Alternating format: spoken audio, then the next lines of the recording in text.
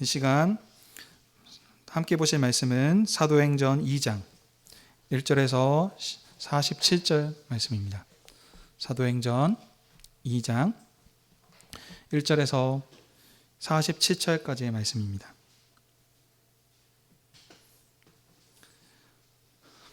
분량이 긴 관계로 1절에서 4절 보시고 42절부터 47절 함께 보시겠습니다. 한 절씩 교독합니다. 오순절 날이 이미 이르매 그들이 다 같이 한 곳에 모였더니 그러니 하늘로부터 급하고 강한 바람과 같은 소리가 있어 그들이 앉은 온 집에 가득하며 마치 불의 혀처럼 갈라지는 것들이 그들에게 보여 각 사람 위에 하나씩 임하여 있더니 그들이 다 성령의 충만함을 받고 성령이 말하게 하심을 따라 다른 언어들로 말하기를 시작하니라. 42절 말씀입니다. 그들이 사도의 가르침을 받아 서로 교제하고 떡을 떼며 오로지 기도하기를 힘쓰니라. 사람마다 두려워하는데 사도들로 말미암아 기사와 표적이 많이 나타나니 믿는 사람이 다 함께 있어 모든 물건을 서로 통용하고 또 재산과 소유를 팔아 각 사람의 필요를 따라 나눠주며 날마다 마음을 같이하여 성전에 모이기를 힘쓰고 집에서 떡을 떼며 기쁨과 순전한 마음으로 음식을 먹고 하나님을 찬미하며 또 온 백성에게 칭송을 받으니 주께서 구원받는 사람을 날마다 더하게 하시니라. 아멘. 다 같이 자리에 앉아 주십시오.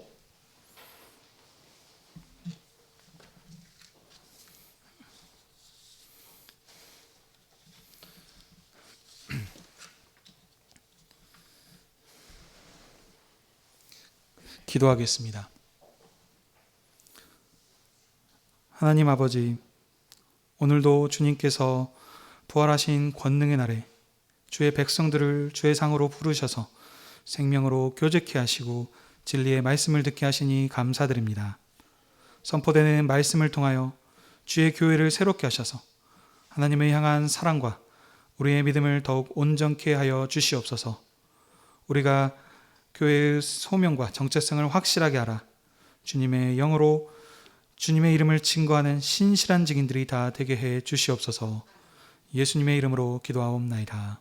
아멘.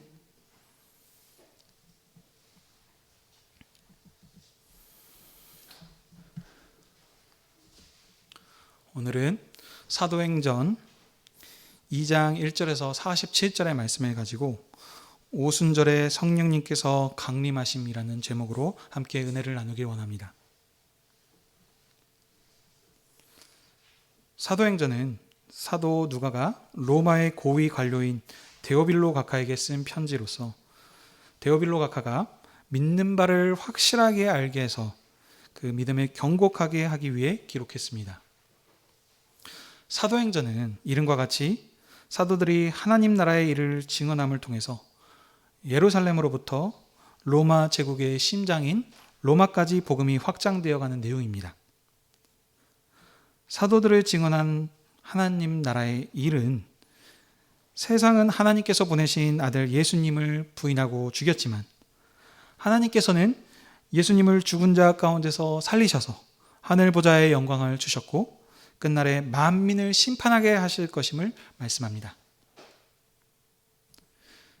십자가에서 고난을 받으시고 다시 살아가신 주님은 많은 증거로 친히 그분이 살아계심을 나타내시며 제자들과 40일 동안 함께 있으셨습니다. 그리고 마지막으로 사도들에게 아버지께서 약속하신 선물, 곧 성령을 받으라.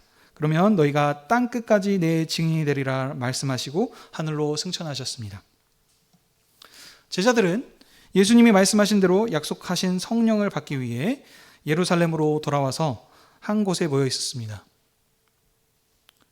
다락방이었는데 그곳에서 베드로의 제안으로 사도 보궐 선거를 통해서 유다 대신에 마띠아를 사도로 세워서 복음 전파의 사명을 감당할 12사도를 완성하여 하나님 나라의 토대를 굳게 하였습니다.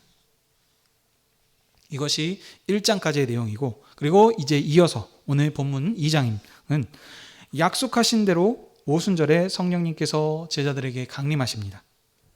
성령 충만함을 입은 제자들은 다양한 언어로 하나님의 큰 일에 대해서 말합니다. 베드로가 11사도들과 함께 서서 명절을 새로 예루살렘으로 온 유대인들을 향하여 하나님께서 그리스도를 통하여 행하신 크신 일을 시편을 인용하면서 증언합니다. 베드로의 증언을 들은 유대인들은 마음에 찔려서 베드로에게 어떻게 해야 되는지를 묻습니다. 그러자 베드로는 회개하고 예수 그리스도의 이름으로 세례를 받아 죄사함을 받아라 라고 말씀합니다. 유대인들은 베드로의 말씀대로 행하여서 그들이 3,000명이 돌이켜서 믿음으로 예루살렘에서 교회가 시작이 됩니다. 그리고 초대교회 예루살렘의 교회의 삶을 여기서 설명을 하는데, 사도들의 가르침을 받아서 서로 교제하며 떡을 떼며 기도하기에 힘쓰는 것이 이 초대교회 예루살렘의 특징이었습니다. 이런 흐름 가운데서 이제 오늘 본문을 자세히 살펴보겠습니다. 1절에 오순절 날이 이름에 그들이 다 같이 한 곳에 모여 있었습니다. 오순절은 이스라엘이 곡식을 수확하기 위해서 낫을 대기 시작한 지 50일이 되는 날입니다.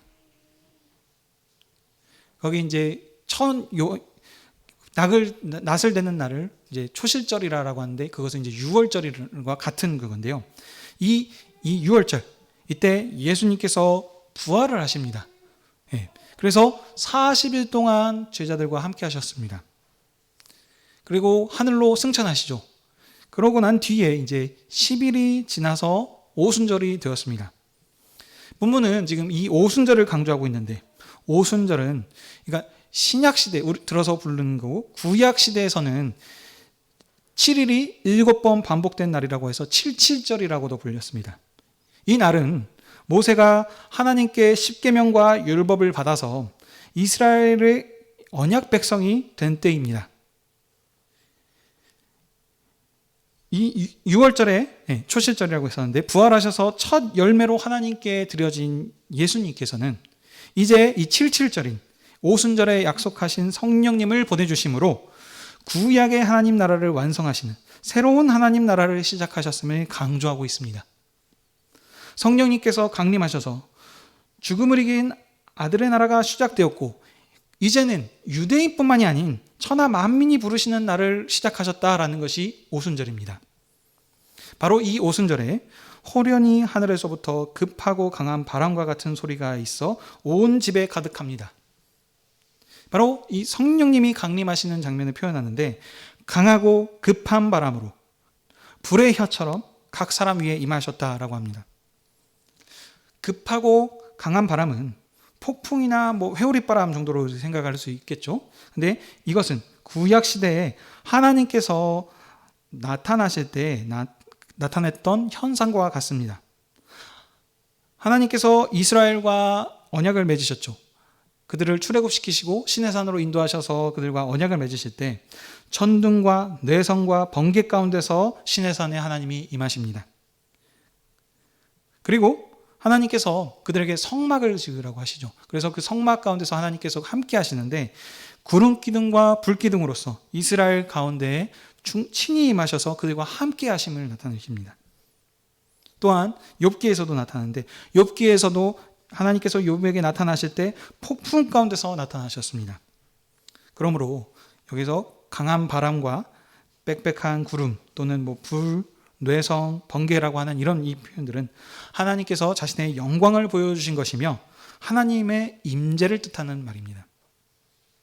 성령님께서는 여기 강한 바람과 불로 한 것처럼, 이것이 하나님의 임재를 뜻한 것이라고 했기 때문에 하나님이 임재하신 것처럼 성령님께서는 강림하셨습니다.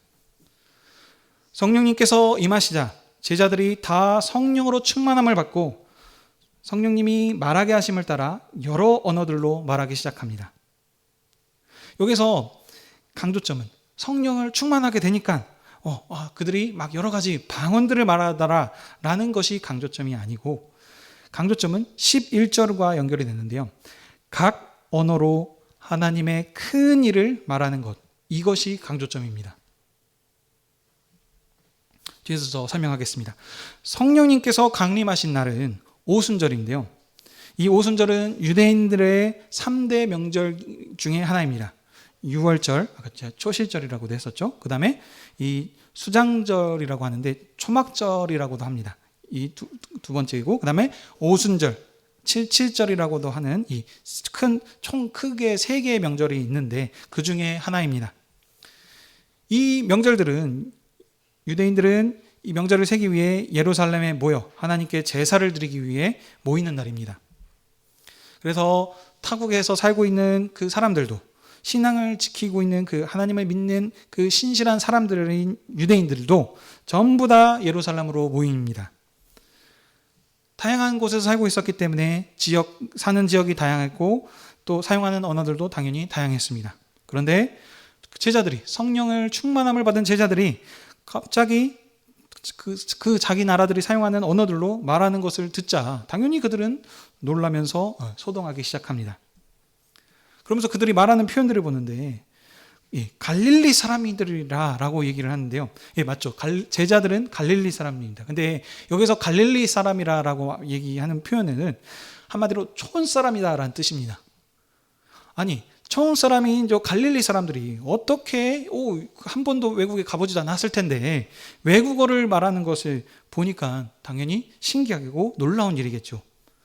그래서 이 제자들이 말한 언어들을 9절에서 11절에서 이렇게 언급을 하면서 쭉 설명을 하는데 그 언어들을 그냥 간략하게만 봐도 10개국어 이상입니다. 이 다양한 언어들로 이렇게 말하고 했었는데요. 이 말하는 것을 듣자 어떤 사람들은 뭐라 그러냐면 제자들이 술에 취해서 그렇다라고 말합니다. 왜냐하면 자기들이 못 알아듣는 언어를 말을 하는 거 보니까, 그렇죠? 저희들도 이제 뭐 중국어나 일본어, 영어 이 정도는 좀 이제 익숙하니까 그 나라 언어구나라는 걸 알지만 그것을 제외한 다른 나라 언어로 얘기하면은 완전 뭐라 그런지 못 알아듣고 뭐 방언하는 것처럼 느껴지지 않습니까? 이와 같이 이들이 그러니까 막 다양한 언어들로 말을 하니까 술에 취해서 혀 꼬부라지는 이런 소리를 하는 것처럼 그렇게 생각을 했던 겁니다. 이런 상황 가운데 14절에 베드로 사도께서 모든 사도를 대표해서 증언하기 시작합니다. 너희들이 지금 보는 이 일, 지금 외국어로 달라고 있는 이 일들이 여기에 대해서 내가 얘기할 테니까 내 말에 귀를 귀 기울여 달라라고 이렇게 지금 얘기하는 겁니다. 어떤 사람들은 우리가 술 취했다고 하는데 지금 시간을 봐라, 제3시다라고 하고 있는데 여기 이 제3시는 현재 지금 우리가 사용하고 있는 시간으로 좀 바꿔서 얘기하면 오전 9시입니다.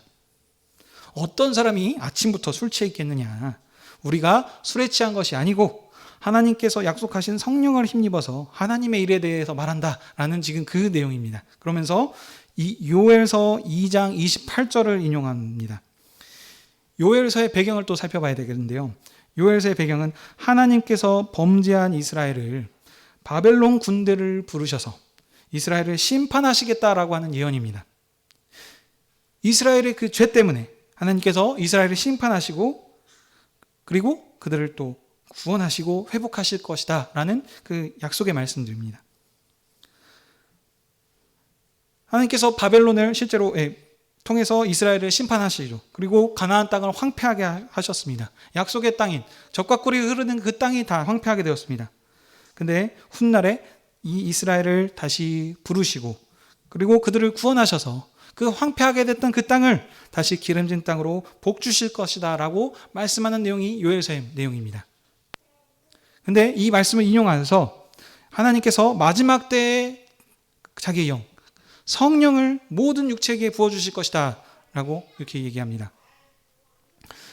여기서 모든 육체라고 했는데 이 모든 육체의 그 일단은 이스라엘을 지칭하는 말입니다. 왜냐하면 지금 인용한 말씀이 요엘서입니다. 요엘서는 모든 사람한테 준 게 아니고 먼저 이스라엘 백성을 대상으로 쓰여졌습니다. 그래서 일단은 먼저는 이스라엘 백성을 얘기합니다. 이전에 하나님께서 자신의 뜻과 계획을 알리시는 방법은 선지자들을 통해서 그들에게 꿈과 환상을 통해 가지고 하나님의 뜻과 계획을 알리셨습니다. 근데 하나님께서 선지자들에게만 하나님의 영을 부어주셔서 일들을 행하셨습니다. 그러나 이제는 종말의 모든 육체, 젊은이들은 환상을 보고 늙은이들은 꿈을 꾸리라 이렇게 하죠. 또 남종이나 여종에게도 성령을 주셔서 예언하게 하시겠다라고 말씀합니다. 베드로 사도는 요엘서를 인용하여서 요엘 선지자를 통해서 모든 육체에게 하나님의 영을 주어주시겠다라고 하지 않았느냐. 바로 이 약속이 이제 예수 그리스도 안에서 이루어졌고 성취된 것이다. 즉 남녀노소 빈부귀천할 것 없이 전부 모든 사람들에게 성령을 주셔서 그들이 다 환상을 보고 예언을 하게 할 것이다 라고 말씀합니다. 다 환상을 보고 꿈을 꾼다 라고 했기 때문에 이제는 구별이 없이 모두가 다 선지자입니다. 이제는 이스라엘뿐만이 아니라 선지자뿐만이 아니라 모든 백성이 예수 그리스도를 통해서 믿는 사람들은 다 주님의 백성이 되고 선지자가 되는 것입니다. 이것이 그리스도 예수 안에서 완성된 종말의 구원입니다. 자, 이 말씀을 하시면서 베드로 사도께서는 22절에 이스라엘 사람들아 내 말을 들으라. 너희도 잘 알지 않느냐라고 말씀을 합니다. 여기서 잘 안다라는 것은 이제 이 예수님에 대해서 얘기하는 건데요. 하나님께서는 나사렛 예수를 통해서 보내주셔서 표적과 기적과 이사를 행하게 하셨습니다. 그래서 그 이적들을 통해서 말씀하시는 건 무엇이냐면 예수님이 하나님이 종말에 세우신 메시아이시며 왕이시다. 이것을 예수님께서는 증언하셨습니다.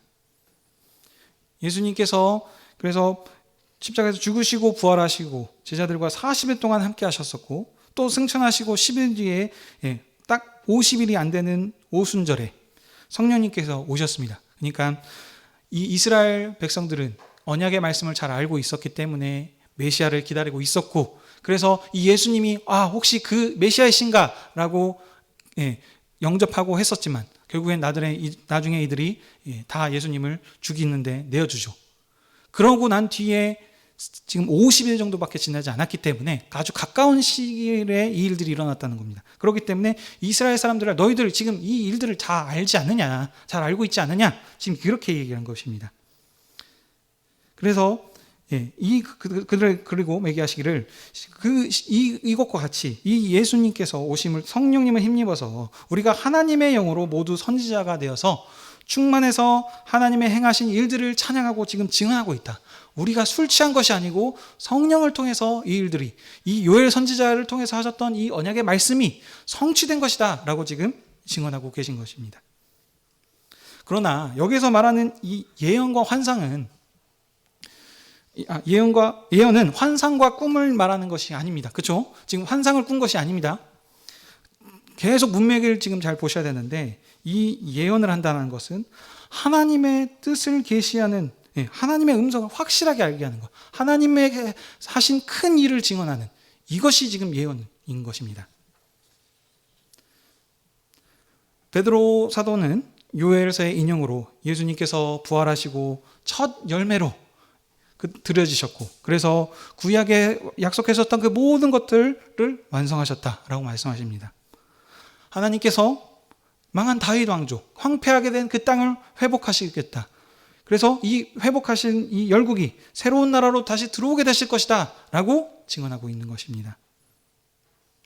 25절입니다. 베드로 사도께서 이제는 시편 16편 8절의 말씀을 인용하시면서 이것은 일찍이 다윗이 그리스도의 부활에 대해서 증언했다라고 지금 말씀하는 내용입니다. 이 시편의 말씀도 예수님의 부활에 대해서 직접적으로 말하는 내용이 아닙니다. 다윗이 지금 기록한 시인데 원수들이 지금 공격 가운데서 자기를 죽지 않으시고 하나님께서 나를 구원해 주실 것이다 라고 지금 자기의 그 믿음을 고백하는 내용입니다. 그래서 27절에 보시면 주의 거룩한 자를 썩지 않게 하실 것이다. 여기서 말하는 이 거룩한 자는 다윗 본인 자신을 말하는 것이겠죠. 본인을 거룩한 자라고 합니다. 하나님께서 음부에서부터 건지셔서 다윗을 죽음을 당하지 않게 하시고 지키시고 구원하실 것이다 라고 고백합니다. 지금 이 다윗의 고백을 베드로는 베드로 사도는 예수님에게 적용하고 있습니다.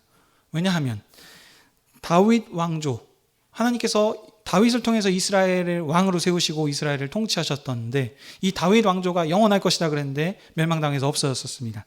근데 하나님께서 다윗의 후손을 통하여서 예수 그리스도를 보내셨고 이 예수 그리스도를 통해서 그 약속의 말씀이 끝난 것이 아니고 성취되고 완성이 되었기 때문에 이렇게 말씀하고 있습니다. 다윗이 거룩한 자라고 했습니다. 다윗은 하나님 앞에서 의인입니다. 의인이라고 하는 건 그가 도덕적으로 흠이 없어서가 아닙니다. 약속의 말씀 때문입니다. 그래서 다윗은 하나님 앞에 의인인데 예수님도 하나님 앞에서 죽기까지 순종하신 의인이십니다. 이 하나님께서는 이 의인인 예수 그리스도를 구원하셨습니다. 이것이 예수님을 통하여서 완성된 것입니다. 예수님은 죽기까지 아버지를 의지하셨고 아버지의 뜻을 완성하셨습니다. 누가복음은 예수님의 죽음을 보고 예수님이 죽으실 때 이는 참 진실된 의인이다 라고 하면서 고백하는 이방인인 백부장의 고백이 있습니다. 누가복음은 예수님의 의인 되심, 죄가 없으신 분이심을 계속 강조하고 있습니다. 그런데 이 누가복음을 기록한 누가가 사도행전을 이어서 연결해서 기록하고 있습니다. 그렇기 때문에 사도행전에서도 마찬가지로 의인이신 예수님, 죄가 없으신 예수님, 이 유대인들이 시기하고 해서 죽인 것으로 이 의인 되신 예수님을 강조하고 있습니다. 이와 같이 예수님께서는 온전한 의인이신데 죽으셨습니다. 왜냐하면 다윗의 죽음을 위기에서 구하신 정도가 아니고 죽으신 이 예수님 그리스도를 죽은 자 가운데서 살리심으로 약속이 깨어진 것 같고 끝난 것 같지만 그것이 아니고 이 약속을 완성하시고 구원을 완성하셨습니다. 다시는 죽음의 권세가 침범하지 못하도록 하셨습니다. 그런 의미로 이 의인의 구원을 완성했다라고 베드로 사도는 얘기하고 있습니다.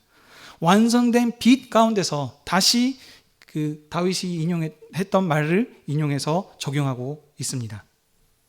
다윗이 자기 자신을 통해서 한 말이지만 그리스도의 부활에 대해서 증언하지 않았느냐, 주의 거룩한 자로 썩임을 당하지 않게 하지 않겠느냐라고 하지 않았냐, 이와 같이 예수 그리스도께서 통해서 하나님께서 예수 그리스도를 통해서 이 일을 완성하셨다라고 얘기하십니다. 하나님께서는 죽은 자 가운데서 예수 그리스도를 살리셨을 뿐만 아니라 이제 하나님 보좌 우편에 앉게 하셨고 모든 권세를 아들에게 위임하셔서 이 권세를 대행하는 자리에 앉히셨습니다. 그래서 이제 모든 원수를 발 아래 무릎 꿇게 하시고 그래서 그 모든 나라가 주님 앞으로 돌아오기까지 복종하기까지 하나님 보좌 우편에 앉으셔서 세세토록 왕노릇 하실 것이다 라고 말씀하시면서 또 시편 110편과 시편 110편의 1절의 말씀을 인용합니다. 34절이었었죠. 하나님께서는 이 그리스도를 살리실 뿐만 아니라 주가 되게 하시고 높이셨습니다. 그러면서 뭐라 그러냐면 너희들이 이 거절하고 죽인 예수 그리스도께서가 만왕의 왕이시다 이렇게 증언합니다. 이 말을 듣고 유대인들은 마음에 찔림이 있었습니다. 왜냐하면 하나님이 보내셨던 왕을 그들이 죽인 것이 아닙니까? 자기들이 메시아라고 기다렸었는데 아닌 것 같아서 죽였는데 이 지금 증언을 듣고 보니까 약속의 말씀, 자기들이 기다렸던 메시아의 심이 드러났기 때문이죠. 그래서 그들이 마음 가운데 깊은 찔림이 있었습니다. 그러자 그들이 이제 베드로에게 어떻게 그러면 해야 되겠느냐라고 묻습니다. 베드로 사도께서는 그들에게 회개하라 라고 말씀합니다. 하나님이 보내신 왕을 거절했기 때문에 그리고 죽였기 때문에 그들은 패역하고 악한 세대입니다. 그래서 베드로 사도는 예수 그리스도의 이름으로 세례를 받고 그래서 죄사함을 얻으라 이렇게 말씀하십니다. 이런 이 증언을 통해서 자 그러면 보통 이제 두 가지 반응이 있겠죠. 이것을 행하느냐 안 하느냐. 복음을 듣고 그 말씀을 받아들여서 마음 가운데 그걸 행하든지 아니면 오히려 그 말씀을 듣고 마음이 강박하여져서 마음 문을 닫고 거절하든지 그 둘 중에 하나일 텐데 여기서는 그들이 이 말씀을 듣고 그들이 따랐습니다. 회개하여서 예수님의 이름으로 세례를 받았습니다. 그래서 패역하고 악한 죄인들이었던 그들이 정결한 백성으로 다시 새롭게 되었습니다. 예수님께 속한 백성으로 그들을 새롭게 하셨습니다. 그날에 세례받은 수가 3,000명이나 되었다라고 말하고 있습니다.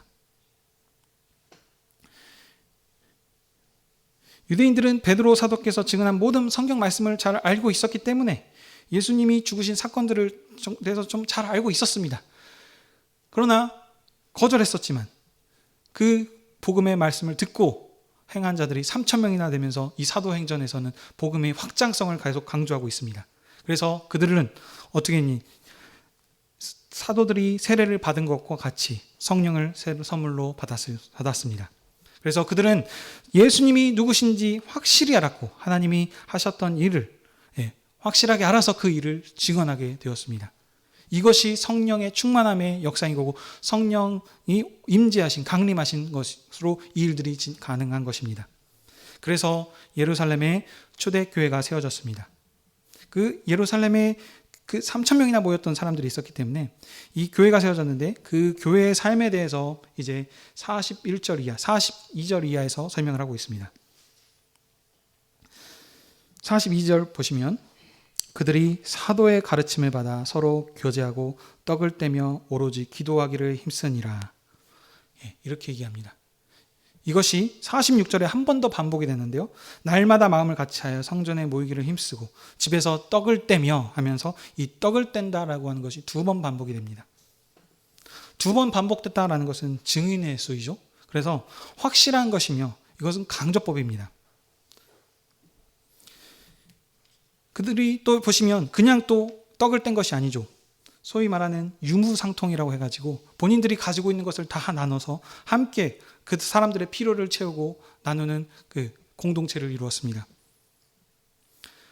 이 말씀을 통해서 그 초대교회만 아니고 오늘 우리 이 교회 여수 한드렛교회에게도 말씀을 하시는데요. 우리에게 말씀하시고자 하는 것은 무엇일까요? 성령 충만하면 기도의 방언, 우리가 어떤 방언의 말씀을 해야 된다라는 것을 말할 것일까요? 아니면 이 초대교회 사람들이 자기의 가진 모든 소유를 팔아서 나눠주고 유무상통했으니 우리도 그렇게 해야 된다라는 것을 말하는 것일까요? 강조점은 문맥을 통해서 우리가 알 수 있습니다. 사도행전은 하나님 나라의 복음이 땅끝까지 전파되는 것을 얘기하고 있습니다. 하나님의 구원 역사가 하나님께서 시작하신 그 구원의 역사가 신실하게 이루어져 가고 있음 하나님의 신실하심에 대해서 설명하고 있습니다. 그래서 하나님께서 약속하셨던 그 모든 말씀들이 하나도 땅에 떨어지지 않고 그 말씀이 이루어지고 성취되었습니다. 최고의 선물인 성령님을 보내주신다고 하셨고 약속대로 그 성령님이 오셨습니다. 그래서 그들이 방언을 했다는 것이 강조가 아니고 다양한 언어로, 왜냐하면 이 지금 새로운 시대가 열렸습니다. 이스라엘만이 아닌 이제 모든 민족, 각 나라 모든 백성들을 부르시는 이 상황에서 그들에게 다양한 말로를 통하여서 하나님께서 하셨던 그 큰 일들을 증언하게 하시는 것이 성령의 사역인 것입니다. 그리고 또 강조하는 것이 무엇이냐? 떡을 떼고 모이는 공동체, 이것이 강조점입니다. 우리들이 떡을 떼고 산다는 것이 무엇이냐면 한 백성입니다. 한 가족인 새로운 가족 공동체인 것입니다. 이것이 애찬과 성찬인데요. 떡을 떼는 것은 성찬과 애찬입니다. 근데 3세기까지, 여긴 지금 초대교회입니다. 이때부터 시작되었었는데 이 3세기까지는 성찬과 애찬이 분리되지 않았고 하나였습니다. 애찬은 했었잖아요. 애찬, 함께 믿는 사람들끼리 형제 자매로 모여서 한 상에서 먹고 마시는 이것이 애찬이었는데 이것을 계속 하셨습니다. 그러나 믿는 사람들이 점점 많아지고 그래서 저희가 지금 계속해서 정치 부분들을 배우고 있는 것처럼 교회에 많은 사람들을 하기 위해서 이제 그런 것들이 하나의 이제 예식 안으로 들어오게 돼서 이제 성찬으로 지금 남게 되었습니다. 그러나 애찬이 곧 성찬인 것이고 성찬이 곧 애찬인 것입니다. 주님께 속한 언약 백성들이 주님의 상 안에서 함께 식사하며 교제하는 것입니다. 그런 의미로 애찬이 중요합니다. 사도의 교훈을 따라서 하나님을 경배하였고 또 하나님의 상 안에서 함께 애찬으로 친교한 것이 이것이 강조점입니다. 교회가 주님의 상에서 함께 식사하는 것이 곧 그것이 생명입니다. 요한복음에서도 말하죠. 하늘의 생명의 떡이니 나를 받아 먹으라. 이것이 교회의 본질이고 예배의 본질인 것입니다. 이제 출현한 교회가 가장 중요하게 강조되는 것이 이 성찬과 애찬입니다.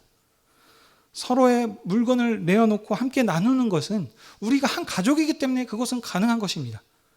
그 마음이 없으면 가족이라고 할지언정 하나 주는 게 아까울 수 있겠죠. 그러나 한 가족이고 우리가 먹고 마실 때마다 말로만이 아니고 피가 섞여서가 아니고 그리스도 안에서 우리를 한 형제 자매로 불러주셨기 때문에 우리가 이와 같이 형제의 어려움을 그냥 지나칠 수 없고 우리가 그 형제를 돕고 서로 사랑하는 것, 이 사랑의 공동체로 우리를 지으셨다라는 것입니다. 구약을 보십시오. 이 부분 이스라엘 백성들을 출애굽시키셔서 하나님께서 그들을 광야에서 살게 하셨습니다. 광야에는 당연히 먹을 것이 없죠. 그러나 하나님께서 그들을 만나와 메추라기로 그들을 먹이셨고 입히셨습니다. 만나를 거둘 때 사람이 많은 사람도 있고 적게 있고 또 많이 먹는 사람이 있고 조금 먹는 사람이 있습니다. 많이 거둔 자나 적게 거둔 자나 하나님께서 그들을 부족함이 없이 풍족하게 그들을 먹이시고 입히셨습니다. 그들을 통해서 하나님께서 말씀하고자 하는 것이 무엇이냐? 걱정하지 마라. 내가 너희와 함께하고 있기 때문에 세상의 그 물질 부분들을 의지하는 것이 아니고 나를 의지하고 내 말을 따르라. 이것을 지금 그들에게 교훈하고 알려주셨습니다. 그러나 그들은 이것을 경험했음에도 불구하고 다시 세상의 것들을 쫓고 세상의 풍요와 물질을 바람을 통해서 다시 또 넘어졌었습니다. 그러나 교회는 다릅니다. 하나님께서 아들을 통해서 이제 그 모든 약속을 이루시고 성취하셨습니다. 죽음을 이기시고 부활하신 이 권세 있는 주님께서 교회와 함께 하시기 때문에 다시는 실패가 없습니다. 하나님의 교회는 신령한 가족 공동체이며 생명의 공동체입니다. 형제의 부족함을 채워주는 공동체입니다. 주님의 상에서 먹고 마시며 예배하는 공동체입니다. 성찬과 이 애찬이 없으면 교회는 힘을 잃고 무너질 것입니다. 주 안에서 사랑하는 형제 자매님, 높임 받은 주님께서 약속하신 성령님을 제자들한테만 보내주신 것이 아니고 우리에게도 주셔서 우리로 믿게 하시고 하나님 품 안에 있는 하늘 백성으로 우리를 삼아 주셨습니다. 그리고 오늘 우리를 주님의 상으로 또 부르시고 우리에게 말씀하십니다. 이것은 내 살이고 내 피니 이것을 받아 먹을 때마다 내가 아버지로 인하여서 사는 것처럼 너희들도 나로 인하여서 살라. 이렇게 말씀하시면서 우리를 하나님 아버지로 하는 한 형제 자매로 삼아 주셨습니다. 그러므로 우리는 주님의 상에서 주님의 살과 피를 먹음으로 주님의 사랑을 기억하고 이 사랑을 증거하는 증인의 삶을 살아야 합니다. 우리에게 성령이 오셨습니다. 이미 성령 충만함의 증거, 우리가 성령이 없다는 것이 아니고 이미 우리가 믿고 있다는 것 자체가 성령님께서 우리가 함께 하신다는 증거입니다. 아무리 우리가 옳은 타당한 소리를 한다 그래서 우리의 힘으로 되는 것이 아니고 성령께서 역사하여 주셔야 이 일들이 가능한 것이기 때문에 우리가 지금 이 자리에서 이렇게 하나님 앞에 나와 예배하고 있는 것 자체가 성령님의 역사하심이고 성령 충만한 일입니다. 성령님을 받기 전에 사도들을 보십시오. 다 주님을 도망갔었습니다. 부활하신 주님이 오셔서 자기 살을 보여주심에도 불구하고 믿지 못하고 어리둥둥하고 있으니까 직접 고기를 달라 그러면서 먹으시고 성경을 열어주셔서 그들에게 내가 이 약속했던 대로 이 일들을 행하셨다라는 것을 가르쳐 주셨습니다.